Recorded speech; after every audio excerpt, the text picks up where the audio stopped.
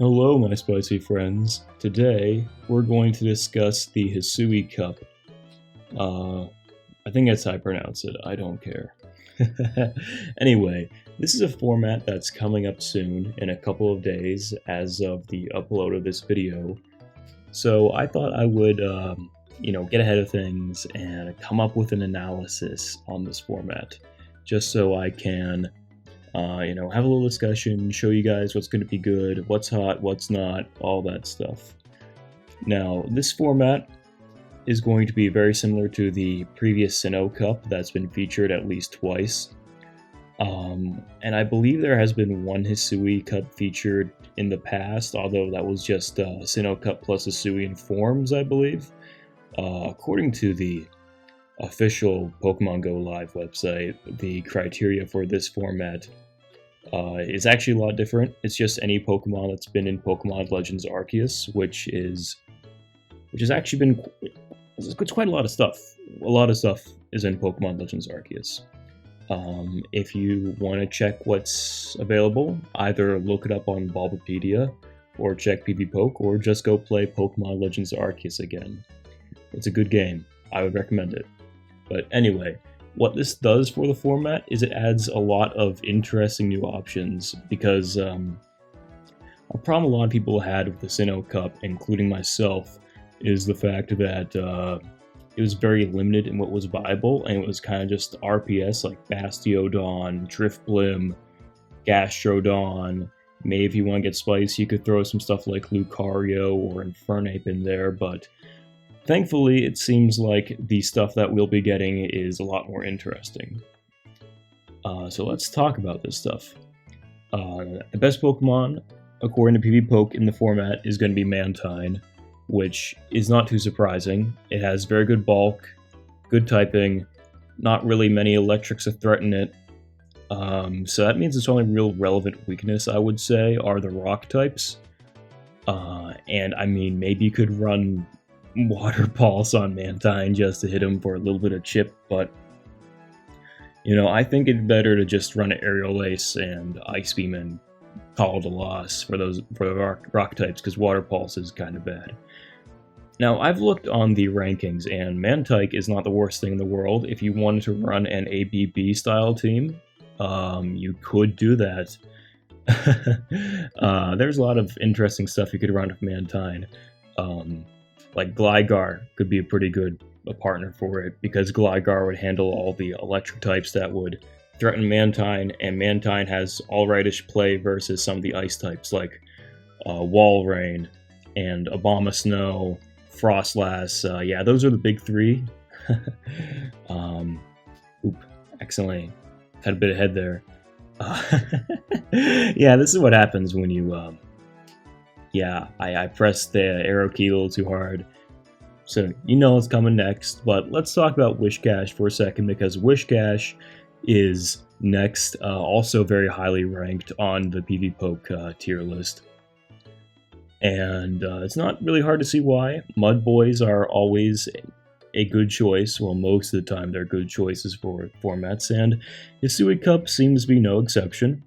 I'm not really going to mention Gastrodon. I think it's alright, but, Wishcash is just so much better. I'm sorry, Gastrodon, but Wishcash, Mud Bomb, Scald, Mudshot, classic combo that we've been seeing for a while now.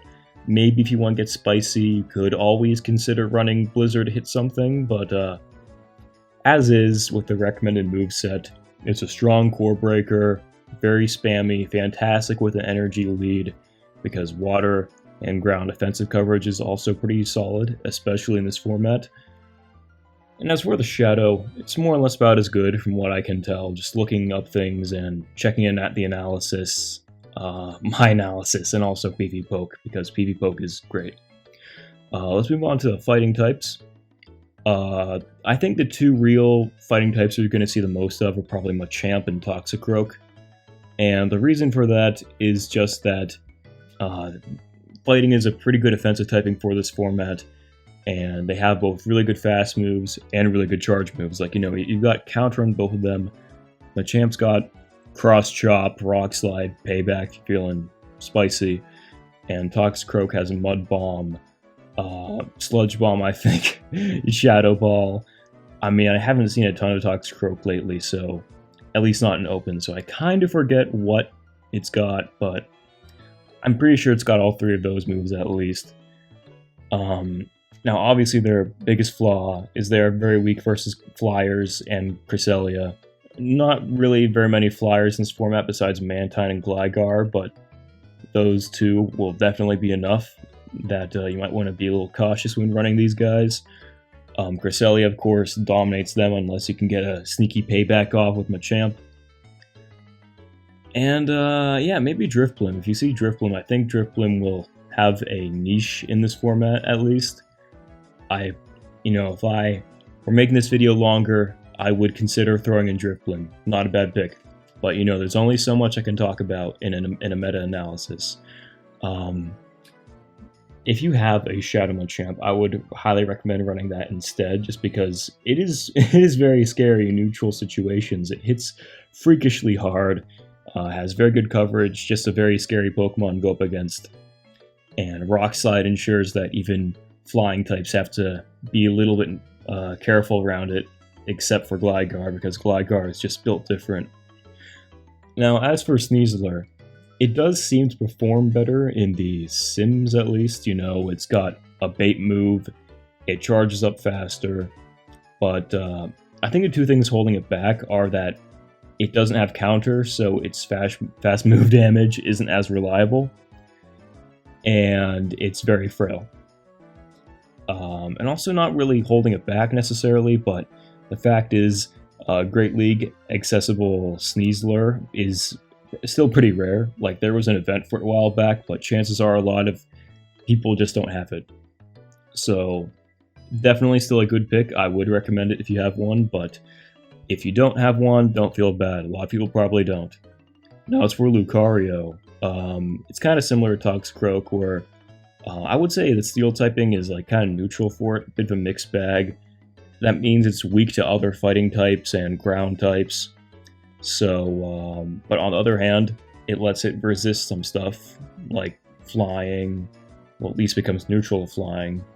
So, there's that, and also it's got some pretty good charge moves. But it's also weak versus ground types, like I said. And also, if you're running Power Up Punch Lucario, you need shields or 2 bait, which is always kind of iffy. Relying on baits is never really a good sign or reliable. But still, don't sleep on Lucario. Next up, Gligar.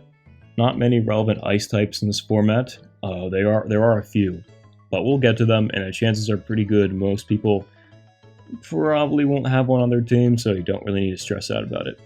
It's also a fantastic safe switch. I looked it up.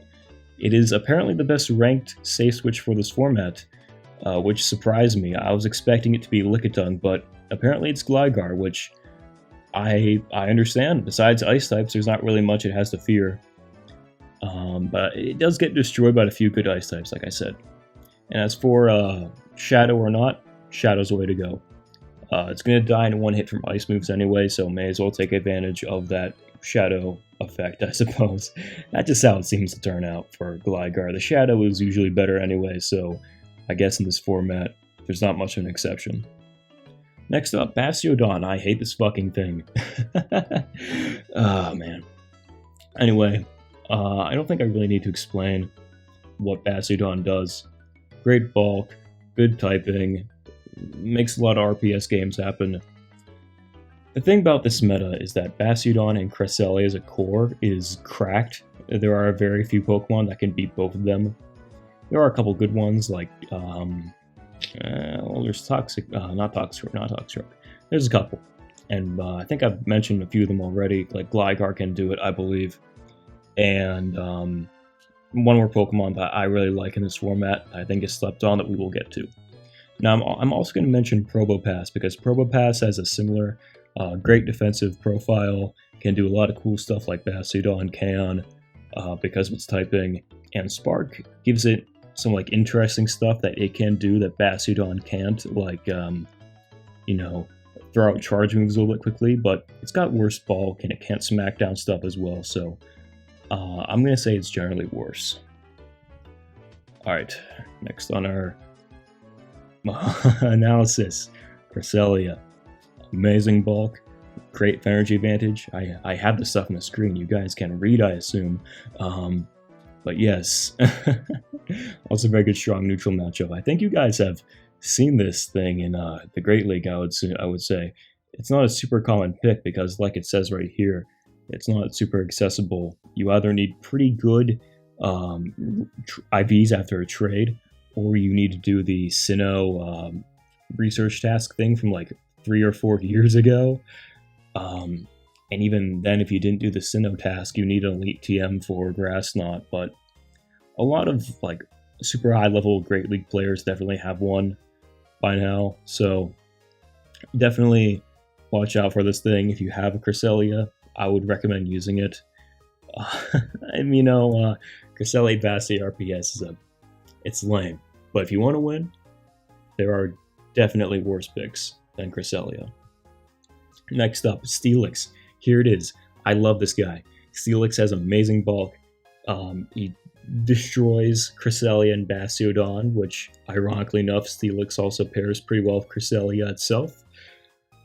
And there are only a couple things that like really break that core. One was Lickong, who's an amazing safe swap that we will also get to down the line. The thing about Lickong, though, is it has to like bait to beat Steelix and also waste all of its energy. Like, it has to KO Steelix with a body slam, at least in the one shield neutral matchup. So my point is, it's a very, very not great matchup for Lickong, especially if Steelix is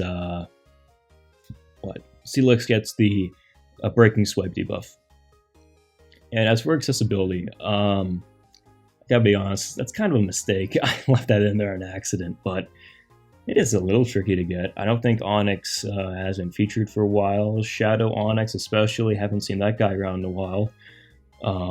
As for Shadow, it's like if you're running it as a safe switch, which is pretty good in this meta, I would say it's better. But if you're just running as like a lead or a closer, maybe you want to go with the normal, because the normal bulk, like the normal has more bulk, which is great, but the Shadow, you know, because it has more Dragon Tail damage, that means it could force more wins into 2 shield. So definitely worth keeping in mind.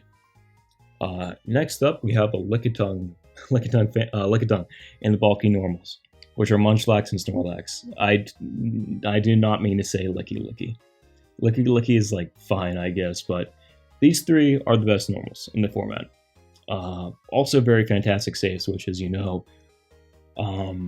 Like I said, Glar is technically the best save switch, but I do believe Lickong is like a close second or third. And then you have Munchlax and Snorlax, which do pretty much the same thing.